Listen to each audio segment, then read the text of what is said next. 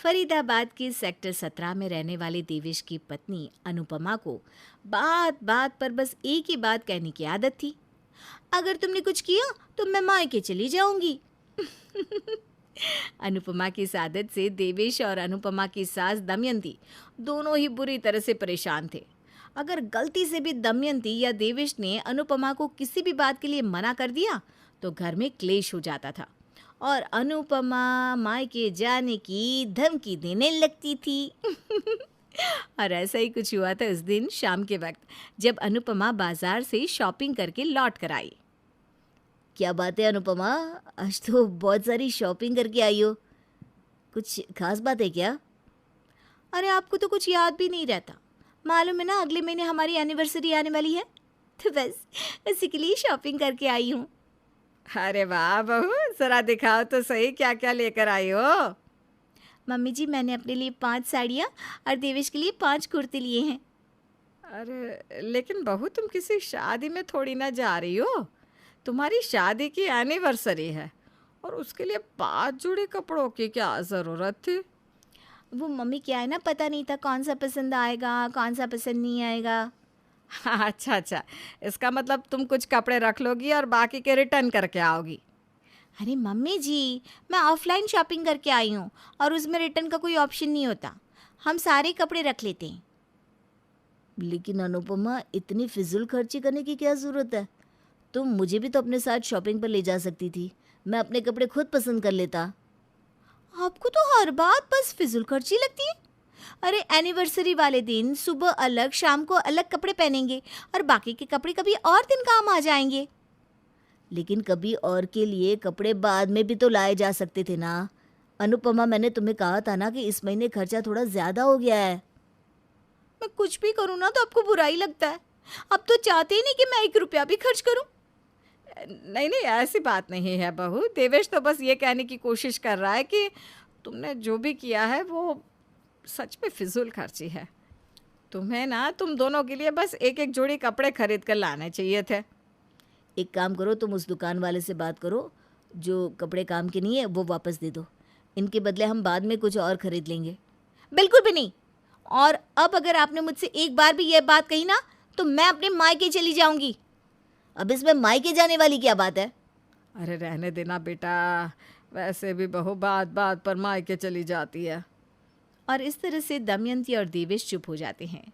अगले दिन सुबह के वक्त, देवेश, मम्मी जी, मैंने आप दोनों की चाय बनाकर टेबल पर रख दी है, मैं अभी आती हूँ। ठीक है बेटा, हम चाय पी लेते हैं, तुम भी जल्दी से आ जाना। हाँ, ये लीजिए मम्मी आपकी चाय।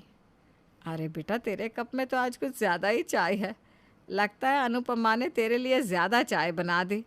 हो सकता है मम्मी, मौसम ठंडा हो रहा है ना, इसलिए उसने ज़्यादा चाय बना दी होगी। ये कहकर देवेश चाय पी लेता है। 5 मिनट के बाद अनुपमा वहाँ पर आती है। मेरी चाय कहाँ गई? अनुपमा, यहाँ पर तो 2 कप ही चाय थी, मैंने और मम्मी ने पी ली, तुम्ही ने कहा ना कि मेरी और मम्मी की चाय यहाँ पर रखी हुई है। अरे लेकिन आपके कप में डबल चाय थी ना, तो उसमें आधी मेरी भी तो थी। अरे तो बहू, तुम्हें अपनी चाय कप में रखनी चाहिए थी ना, देवेश को लगा कि तुमने उसके लिए ज़्यादा चाय बनाई है तो वो पी गया। ये क्या बात हुई?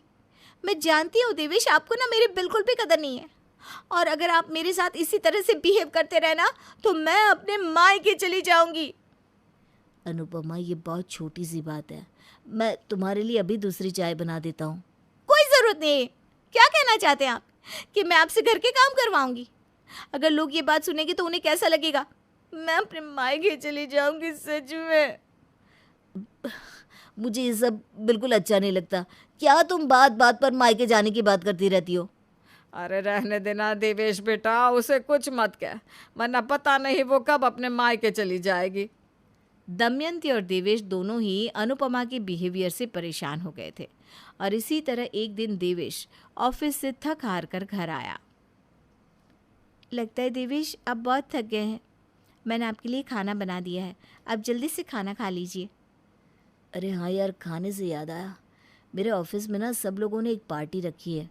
वाह, पार्टी! मैं तो कब से पार्टी का वेट कर रही थी, जब से शादी हुई है तब से पार्टी में जाना ही भूल गई हूँ। ऐसा क्यों कह रही है बहू? हर सैटरडे संडे तो देवेश तुम्हें घुमाने ले जाता है। मम्मी जी, घूमने जाना और पार्टी में फ़र्क होता है। आपको इतना भी नहीं पता क्या? अनुपमा, मम्मी से इस तरह क्यों बात कर रही हो? अच्छा वो सब छोड़ो, तुम पार्टी के लिए कुछ अच्छा सा बना लेना। हम पार्टी में जा रहे हैं या खाना बनाकर लेकर जाना है? आप मुझे खाना बनाने के लिए क्यों कह रहे हैं? अरे ऑफिस के सब लोग आएंगे, अपने घर से कुछ न कुछ बना कर लाएंगे, तो हमें भी कुछ लेकर जाना है, बहुत मज़ा आएगा। वाह, इस तरह की पार्टी में ना बहुत मज़ा आता है सच में। एक काम करिए ना मम्मी, आप भी हमारे साथ चलिए। देवेश, पहली बात ये आपके ऑफिस वालों की पार्टी है, उसमें मम्मी जी क्या करेंगी? और अगर खाना भी हमें ही बनाकर ले जाना है तो मुझे नहीं आना ऐसी पार्टी में। ठीक है, अगर तुम्हें नहीं आना तो मत आओ, मैं मम्मी को अपने साथ ले जाऊंगा। आपकी यही बातें ना मुझे अच्छी नहीं लगती। आप जाइए मम्मी जी को पार्टी में लेकर, मैं अपने मायके चली जाती हूँ। इतना कहकर अनुपमा वहाँ से चली जाती है। देखा मम्मी आपने, आजकल अनुपमा बात बात पर मायके जाने की धमकी देने लगी है। आजकल नहीं बेटा, वो तो हमेशा से ही ऐसा करती है, लेकिन क्या कर सकते हैं, इसका कोई इलाज भी तो नहीं। इलाज तो है मम्मी, और मुझे पता भी है कि क्या करना है। अच्छा ठीक है, फिर तू ही बता क्या करना है। अगली बार जब अनुपमा कहेगी ना कि मैं मायके चली जाती हूँ, तो मैं उससे कहूँगा कि ठीक है तुम मायके चली जाओ, फिर देखता हूँ क्या होता है। कुछ दिन तो इसी तरह से निकल जाते हैं, लेकिन एक दिन अनुपमा को हल्का सा बुखार आ जाता है। अनुपमा बेटा, आज तुम आराम करो, देखो घर का कोई काम करने की ज़रूरत नहीं है, हल्का सा बुखार है, ठीक हो जाएगा। अनुपमा मैं ऑफिस जा रहा हूँ, अगर तुम्हें कुछ भी लगे तो तुम मुझे फ़ोन कर देना। मुझे बुखार है और आपको ऑफिस जाना है, ये नहीं कि मुझे हॉस्पिटल लेकर जाए। अरे बेटा, बहुत मामूली सा बुखार है, मैं तुम्हें काढ़ा बना कर देती हूँ और दवाई भी खा लेना, थोड़ी देर में तुम बिल्कुल ठीक हो जाओगी। इस घर में मेरी ना कोई कदर ही नहीं है। बीमार होने पर भी आप लोग मुझे हॉस्पिटल नहीं ले जाना चाहते। मैं अपने मायके चली जाती हूँ। हाँ वैसे ये तरीका अच्छा है अनुपमा, तुम्हें ना अपने मम्मी पापा के घर चले जाना चाहिए, वो लोग तुम्हारा अच्छे से ख्याल भी रख लेंगे और तुम्हें हॉस्पिटल भी ले जाएंगे। क्या? ये आप क्या कह रहे हैं? कुछ नहीं, मैं ऑफिस जा रहा हूँ और तुम्हारे लिए गाड़ी भिजवा देता हूँ। अब ऐसी हालत में तुम ट्रेन से मायके जाओगी तो अच्छी बात नहीं है ना, तुम आराम से कार से चली जाना। हाँ हाँ देवेश बेटा, ये बात तो है, वैसे तुम ड्राइवर से कह देना कि बहू को हॉस्पिटल जाते हुए ले जाएगा। ठीक है मम्मी। अनुपमा तुम अपना सामान पैक कर लो और मायके जाओ, और जब बुखार ठीक हो जाए ना तो फ़ौरन वापस लौट आना। दमयंती और देवेश की बात सुनकर अनुपमा चौंक जाती है। उसे समझ में नहीं आ रहा था कि वो इस तरह से क्यों कह रहे हैं। शाम के वक्त देवेश घर लौट कर आता है। अरे अनुपमा, मैंने तुम्हारे लिए कार भेजी थी, तुम अब तक यहीं हो, अपने मायके नहीं गई? अनुपमा की आंखों से आंसू बहने लगते हैं। क्या हुआ बेटा, अब इसमें रोने की क्या बात है, तुम मायके जाना चाहती हो तो चली जाओ ना, देवेश ने इंतज़ाम कर दिया है, आप क्यों परेशान हो। मुझे माफ़ कर दीजिए, मुझसे बहुत बड़ी गलती हो गई। आज मुझे समझ में आ गया कि आप लोगों को मेरी बात से कितनी तकलीफ़ होती होगी। मैं हर बात पर आपको बार बार कहती थी मायके चली जाऊंगी, मायके चली जाऊंगी, लेकिन मुझे ऐसा नहीं कहना चाहिए था। चलो अच्छा है, अब तुम्हें अपनी गलती का एहसास तो हुआ, अब बार बार ये धमकी देना तो बंद हो जाएगा। देखो, अब ना ज़्यादा लेक्चर देने की ज़रूरत नहीं है, वरना तुम मायके चली जाओगी। दमयंती की बात सुनकर तीनों हंसने लगते हैं और अनुपमा आगे से कभी ये बात ना कहने का प्रॉमिस करती है।